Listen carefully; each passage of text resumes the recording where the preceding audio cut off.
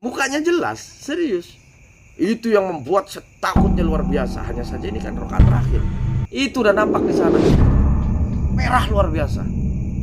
Saya masukkan tangan saya ke air. Bismillahirrahmanirrahim. Sebisa saya lah. Bukan berarti nggak takut, tapi memang ada gemetar-gemetar ya. Saya coba masukkan sini. Nah ini udah rubah lagi. Setelah saya gini, tapi saya nggak pegang barangnya. Saya sempat berasa kepegang tapi nggak ada barangnya. Jelas maksudnya mas ya. Jadi saya masukkan tangannya ke dalam, itu kesentuh, berasa di dalam, berasa di dalam. Pas saya pegang itu udah normal lagi, gelap semuanya, udah nggak merah kayak tadi, udah nggak merah. Nah, saya penasaran ini nggak langsung buka mas, nggak langsung buka. Saya mau tanyakan ke senior saya. Sebenarnya tujuan saya mau naik ke atas ke bilik atau mau cari senior saya lah di mana, kakak saya gitu kan. Saya mau tanyakan. Nah sembari jalan saya tanyakan, namanya Abdul Ghafur. Saya sebut saja namanya Abdul Ghafur. Kang, ini saya tadi mau mandi, masuk ke sana saya dapat ini. Ya, coba lihat. Nah saya kasih tunjuk, nggak ada. Ini nggak ada. Nah per hari itu saya panas semuanya. Per malam itu sampai beberapa hari ke depan badan panas, full panas. Panas dan dibayang-bayangi dengan ya rasa takut. Artinya takut itu kenapa ya? Saya terngiang-ngiang kondisi di sumur, kondisi di air. Ini benar-benar terngiang di kepala saya, membuat saya ingin lebih tahu lagi. Nah selesai dari situ saya tetap fokus kembali ke sholat saya mas. Kembali ke sholat saya yang malam terakhir itu. Kembali ke sholat saya mulai sholat taubat, sholat tahajud dan sholat hajat. Dan benar ini yang datang banyak mas. Saya kondisi sholat, sorry. Ini benar-benar kondisi rame. Saya berasa rame. Kalau ditanya berarti nggak fokus, nggak bisa fokus mas. Saya nggak bisa fokus. Begitu Allahu Akbar, udah merem salah, melek salah. Ketika saya kondisi merem, itu berasa di sini banyak. Allahu Akbar, ruku banyak ngikut ruku. Di belakang saya kanan kiri banyak ngikut ruku dan suaranya itu gema. Allahu Akbar, kayak orang sholat jamaah. Sampai akhirnya saya saking penasaran, gak fokus ke sholat, saya melek mas. Saya melek, sholat sambil melek. Rakaat kedua saya melek pas sholat taubat. Pas melek ini ada yang lebih aneh dan menurut saya udah benar-benar bikin saya gemeter. Itu ada orang sholat di depan saya ngadep ke saya. Ada orang sholat di depan saya ngadep ke saya. Jadi posisinya sama, bareng. Saya ruku, dia ruku. Cuma bedanya dia lebih tinggi, 2 kali lipat dari saya. Jadi posisinya gini mas, ketika saya turun ruku begini, dia di depan saya ruku, berarti posisinya di atas saya gini. Berarti berhadapan persis. Saya ngadap ke kiblat, dia ngadap ke saya. Pas Allah Akbar saya oke, tidak, dia juga tidak. Dan mukanya jelas. Mukanya jelas, serius. Itu yang membuat takutnya luar biasa. Hanya saja ini kan rakaat terakhir. Mukanya jelas, tinggi. Ini serba putih semuanya. Tinggi benar-benar, posisi hadap-hadapan seperti ini. Saya gini, dia di depan. Itu saya benar-benar udah harus, nggak tahu lah rasanya, udah nggak bisa diceritakan. Itu senyum. Itu yang membuat takut. Terus silakan bayangin aja lah, kita hadap-hadapan di suasana yang seperti itu dengan seseorang nggak ngomong apa-apa, nggak ngasih reaksi apa-apa kecuali senyum. Dan saya ambil sujud pun sama. Nah sujud itulah yang mulai hilang. Pas saya sujud, nah seolah saya merasakan dia juga ikut sujud. Oke. Berarti masih merasakan hawa panas. Masih, itu masih. Nah dari situ pas saya mulai duduk setelah sujud, nah itu udah nggak ada. Itu kan rakaat terakhir. Sujud lagi sekali lagi, saya udah kembali fokus tahiyat. Sampai saking takutnya saya salam pun nggak berani nengok kanan kiri. Nggak berani bangun assalamualaikum warahmatullah, nggak berani. Karena semua kelihatan. Karena semuanya ternyata kelihatan. Assalamualaikum warahmatullah baru segini. Itu udah nampak di sana. Di depan ini kan depan tembok lah ya, tembok. Di sini mimbar karena saya paling depan. Assalamualaikum warahmatullah, itu depan sudah ada. Pas nengok ini di jajaran banyak. Semuanya putih semuanya. Wallahu alam itu apa? Saya karena memang baru pertama. Nah dari situ saya merasa, udah selesai, udah berzikir dan lain sebagainya. Nah kalau untuk masalah berzikir, melayang dan lain sebagainya, mungkin teman-teman udah ngerasain itu. Itu keanehan yang menurut saya banyak dialami sama orang. Jadi dari situ muncullah keinginan saya untuk lebih jauh mengetahui itu tentang ilmu seperti ini. Loh, apakah mungkin ini juga yang dialami oleh kakek saya atau orang tua saya sampai beliau menjadi, mohon maaf ya, mungkin sebagian orang tahu sering nyembuhin orang dan lain sebagainya untuk kakek saya. Jadi saya sempat mikir saja dalam pikiran, saya belum jumpa dong sama, karena belum ada pertemuan lagi sama guru saya. Setelah ada pertemuan, saya nggak ceritakan itu.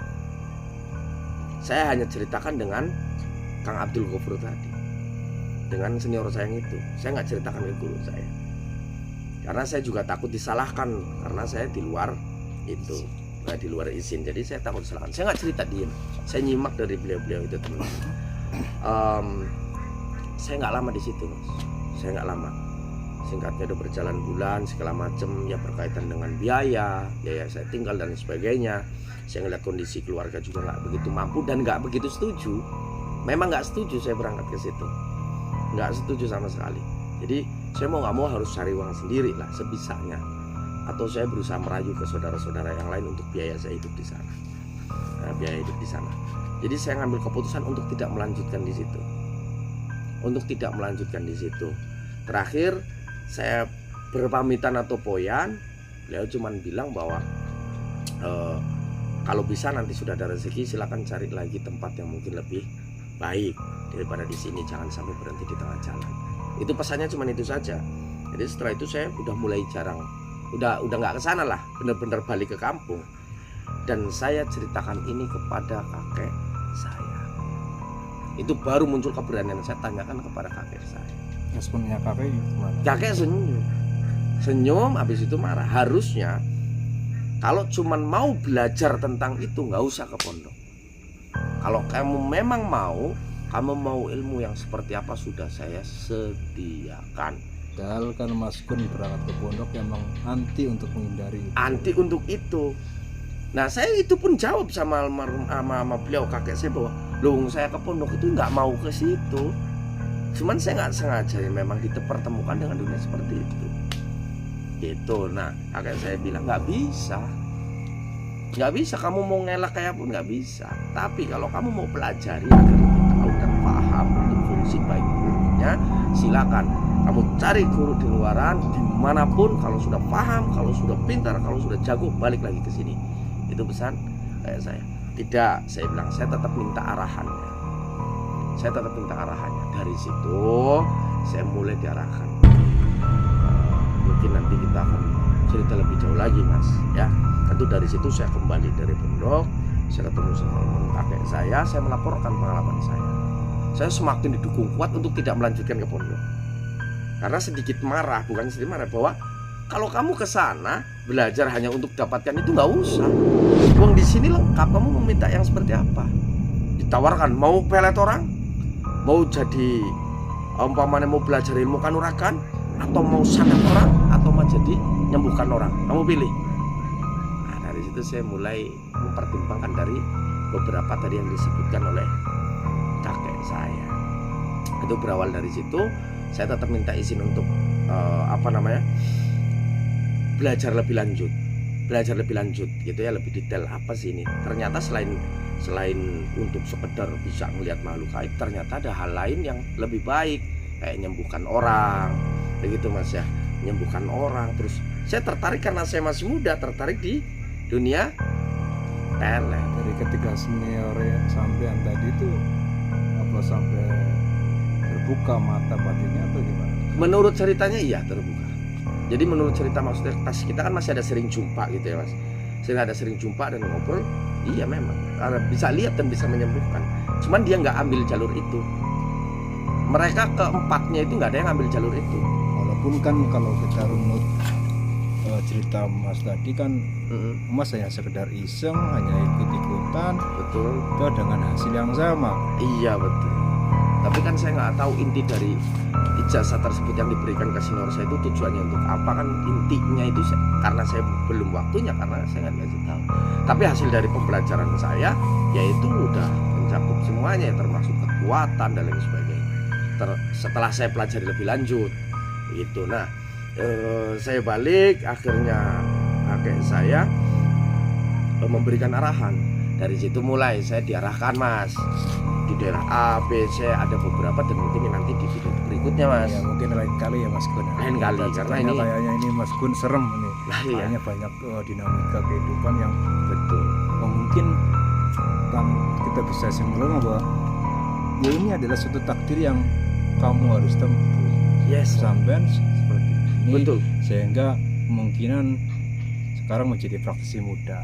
Itu aja Mas. Betul sekali. Mungkin- Dan ya ini sebenarnya bukan pilihan ya, Iya. tapi sesuatu yang memang saya rasa memang harus saya jalani.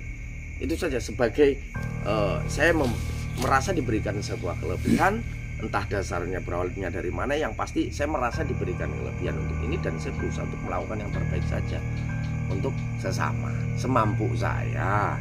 Ya mungkin Itu. lain kali kita bisa Bisa. bincang bisa. bareng dengan Mas Gun. Gitu ya, Mas Gun. Dengan senang hati, Mas Harun. Jadi dengan senang hati untuk Mas Harun, Mas Harmatim, terima kasih banyak. Paling tidak saya bisa membagikan beberapa pengalaman, dan tentunya ini masih sangat panjang. Ini baru pertama, langkah pertama saya mengenal atau lebih tahu tentang masalah spiritual atau supranatural. Ini baru awal. Setelah matangnya dan lebih gilanya dan lebih seramnya, lebih mengerikannya lagi setelah saya diarahkan dan dibimbing langsung oleh kakek saya. Di situ ada beberapa daerah, beberapa tempat, beberapa gunung, beberapa goa yang saya harus datangi. Itu ini baru tahap kembalinya saya dari Pondok. Itu ya, mudah-mudahan ke depan saya bisa bagikan cerita atau pengalaman perjalanan saya yang lebih baik, lebih bermanfaat untuk teman-teman semuanya. Itu. Oke Mas Gun, terima kasih. Terima Atas kasih waktunya. banyak semuanya. Ya, Assalamualaikum. Waalaikumsalam warahmatullahi wabarakatuh.